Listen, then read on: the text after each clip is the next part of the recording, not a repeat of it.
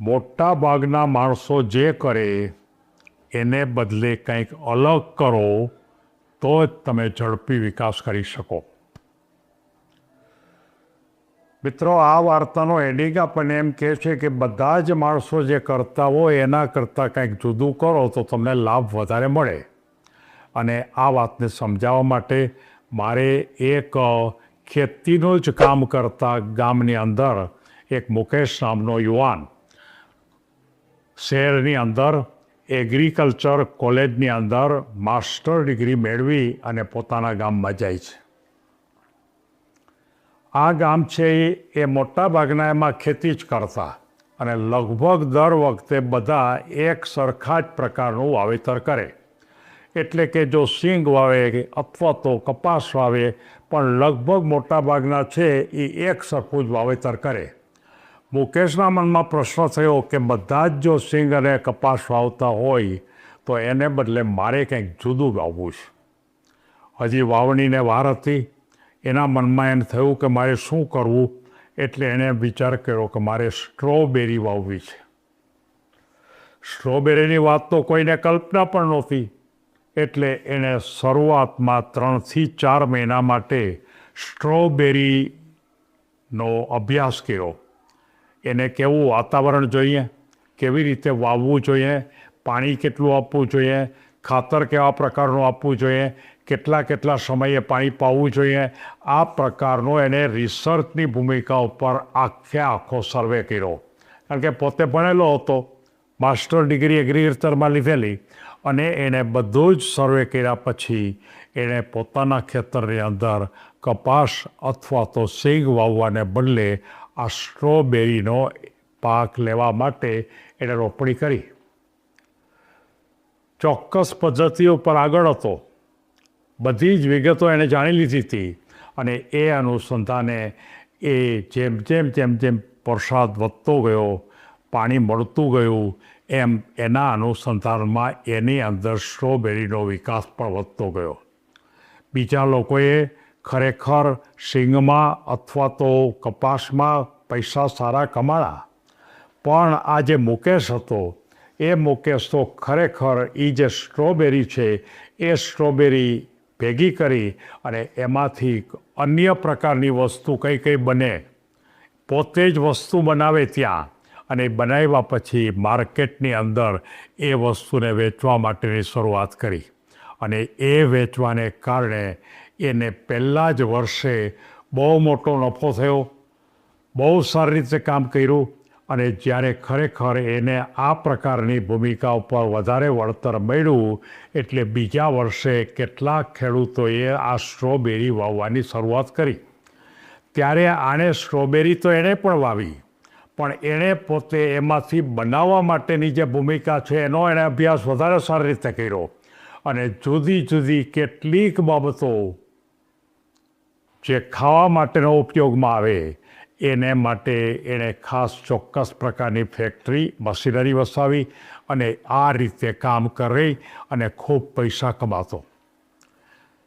જીવનમાં દરેક માણસ કરતાં 90% માણસો ગામના જો આ પ્રકારે સિંગ અને કોઈ કપાસ વાવતા અને એને બદલે ભાઈ મુકેશે માત્ર સ્ટ્રોબેરી વાવી, તો એનો અર્થ એ થયો કે બીજા કરતાં કંઈક જુદું કરવાની પ્રણાલિકા જો કોઈ પણ માણસ જો નક્કી કરે તો એ જીવનમાં આગળ વધે. પણ યાદ રાખો કે એ જોખમ છે.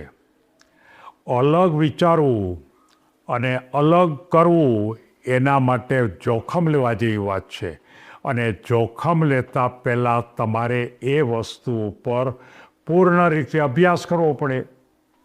અને એના અભ્યાસ પછી જ તમે કોઈ ફેરફાર કરી શકો. તમે ઇન્ડસ્ટ્રીઝમાં હો કે અન્ય કોઈ જગ્યાએ હો, તમે જો ફેરફાર કરવા માગતા હો, બીજા કરતાં જુદું કરવા માગતા હો, તો જોખમ લેતા પહેલાં તમારે વિચાર કરવો પડે કે આમાં શું મારે લેવું. એના નિષ્ણાત માણસોને મળવું પડે.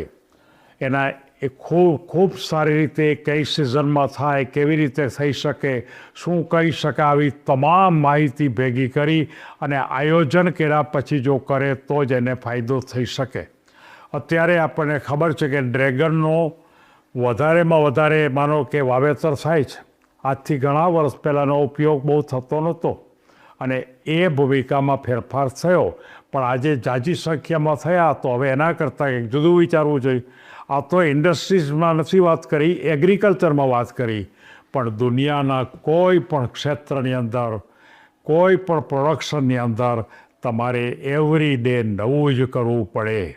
એકની એક વસ્તુ ચાલતી નથી, એકની એક વસ્તુ માણસને ગમતી નથી. તમે કોઈ માત્ર કોઈ શાળા ચલાવતા હો તો એને પણ સિસ્ટમ બદલવી પડે. તમે કોઈ સંસ્થા ચલાવતા હો તો એની પણ પદ્ધતિ બદલવી પડે. તમે કોઈ અન્ય પ્રકારની ભૂમિકા ઉપર કોઈ નવા સંદર્ભો વિચારતા હો તો એમાં પણ ફેરફાર કરવો પડે. અને આ રીતે જે મુકેશે કામ કર્યું એ પ્રકારે જો કામ કરો તો બીજા કરતાં તમે ઝડપથી આગળ વધી શકો. પણ એમાં એક તો હિંમત જોઈએ, હિંમત પછી મહેનત જોઈએ. મહેનત કર્યા પછી જાગૃત રહેવું જોઈએ, કંઈ ખરાબી તો નથી થતી ને. અને આ અશક્ય લાગતી વસ્તુઓ જે હોય એમાંથી પણ સારા પરિણામ મેળવી શકાય. આ તો મેં એક ઉદાહરણ આપ્યું. હજી મારે જો કોઈ પ્રવચન આપવાની વાત હોય તો અનેક ઉદાહરણો આપી શકું, પણ પ્રશ્ન માત્ર એક જ છે કે નવું કરો અને એને માટે પૂર્ણ માર્ગદર્શન લો.